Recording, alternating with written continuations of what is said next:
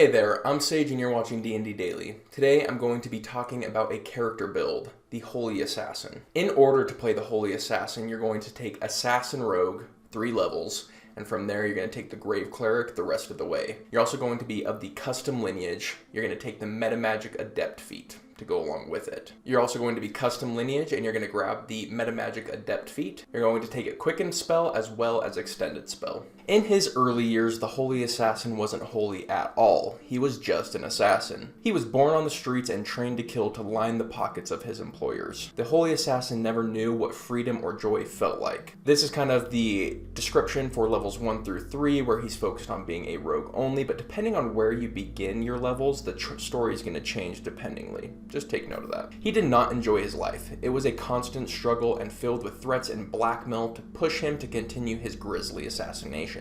He prayed to the gods and asked for salvation from this fate. One of the gods answered, Kelemvor, the god of the dead, the judge of the damned. The prayer was answered simply. A priest of Kelemvor took in the young rogue and trained him as an acolyte of the church. This is where we get the acolyte background, which is kind of important because we want to get a holy symbol, and the background gives us a holy symbol. Here he learned how to help people, honor the dead, and bring peace to those whose hearts were filled with strife, the same as his mentor priest had done for him. In his daily prayer to Kelemvor, he was surprised to actually be answered back. Kelemvor had a mission for him. You see, Kelemvor has an inner circle of priests, clerics, and paladins known as the Doom Guides. They lend their aid to the people of the world by helping them deal with their fear of death and uncertainty about the afterlife. But above all else, they are charged with stopping the spread of blasphemous undeath. Kelemvor had many soldiers for the front lines to deal with the hordes of undead, but he needed someone who could get to the necromancers behind all the undead to cut the head off the snake, so to speak. This is where the Holy Assassin steps in. His skills as an assassin were needed once more, this time for the good of the world. The personality of the Holy Assassin is he tries to be that devout priest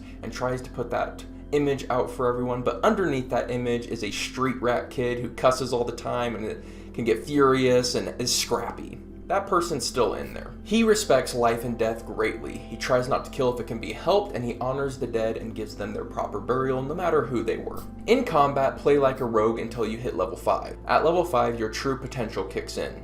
Here's the combo. Set up an assassinate situation. The enemy is surprised and it's your turn. Step 1. Action, use your channel divinity, Path to the Grave. Target the enemy you wish to assassinate. This makes the enemy have vulnerability to the next attack that hits it, meaning they will take double damage. Step 2, you use your Metamagic to quicken a spell. This allows you to use a spell as a bonus action, which we're going to use for Inflict Wounds, which is Step 3. Cast Inflict Wounds at the highest level spell slot we have available. Due to our Assassinate feature from being an assassin rogue, it auto-crits. At level 5, this deals a whopping 66 points of damage on average. Every level you upcast it increases the damage by another 22 points on average. At level 10, you can be dealing 132 points of damage on average to your assassination target. This wildly outpaces what a normal assassin can pull off. They are scaling about 7 damage every 2 levels. We're scaling 22 damage every 2 levels. To flavor it a bit, you simply touch the corrupt soul and they are delivered to the afterlife, to be judged by your god. No blood, no violence, simply peace. What about when you don't have an assassination opportunity, or if they live through the touch of death? Here we have many options, both as a rogue and as a cleric. This is a very versatile decision, and so everyone can play it a little different. You can bring a crossbow and go aggressive with spiritual weapon. Shoot them with your action for sneak attack damage, bonus action, spiritual weapon. That's a lot of damage. Or you can focus on support casting, like Bless, using upgraded Spare the Dying, and healing when needed. Playing like this, you're going to want to bring that shield to keep your AC up. Now, out of combat, you have a great wisdom, so you can make an excellent lookout and reader of people's intentions. You can heal and support with guidance and enhance ability. You're a utility caster who has ritual casting. Speaking to your god can help give you answers to your questions. As awesome and versatile as the Holy Assassin's in combat is, he's as versatile out of combat. The Holy Assassin has a rich downtime that he can use. Part of his arrangement with Kelemvor is that he is only to assassinate who his god asks him to. At all other times, he acts as a priest. Ceremony is the perfect spell to roleplay this. Perform marriages, coming of age ceremonies, bless people, perform funeral rites, and help sinners atone. These acts alone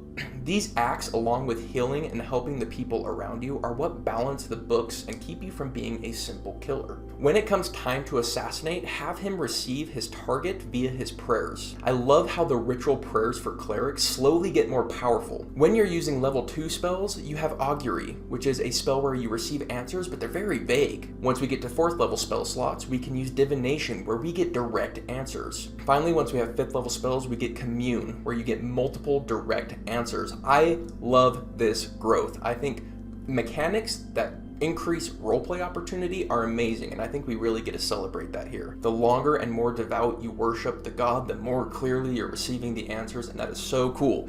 So when you go, hey, should I assassinate this person, when you only have level 2 spells, it's like, maybe. But when you have level 4 spells, it'll be a yes or no answer. I love that. Having a huge list of spells really creates some amazing assassination setups and opportunities. To name a few, Feign Death might get you into the crypt of the building you're trying to infiltrate. Walk on Water can open up alternative entrances. Banishment can be used to non-lethally remove a guard from existence for 1 minute, making your infiltration easier. Something really important with this character is change your spell list. Is your focus on being a priest today? Well, then have a spell list for that. Is your focus on analyzing your assassination target? Have a list for that. After you've done analyzing, what's your plan? And build your list to support that plan. Use that versatility that comes from being a cleric and have so much fun because you get to use the broad spectrum of spells. You don't have to pick and choose. You're not going to be killing someone every day, so you're not going to be using Quicken Spell every day. That's where Extended Spell comes in. If you get to the end of the day and you still have some of your Metamagic options, use Extended Spell on one of your spells that last for 8 hours, like Aid. That way you can go to bed and wake up the next day, have all your spell slots, but Aid is still there for the next 8 hours, boosting your party's HP. Long story short is enjoy the multiple aspects of this character. Enjoy being a priest, enjoy analyzing your target, and enjoy the assassination. We need our dex to 14. This allows us to not only be a rogue, but also makes medium armor our go-to choice. High wisdom is the most important, and then after that, have a really good constitution. If we have an odd wisdom score, I would pick up Shadow Touched. It is a good way to increase our infiltration abilities with our disguise self and invisibility spells. Custom Lineage gives us dark vision. If you're playing a race that normally doesn't have dark vision, then no worries, it's a gift from your god.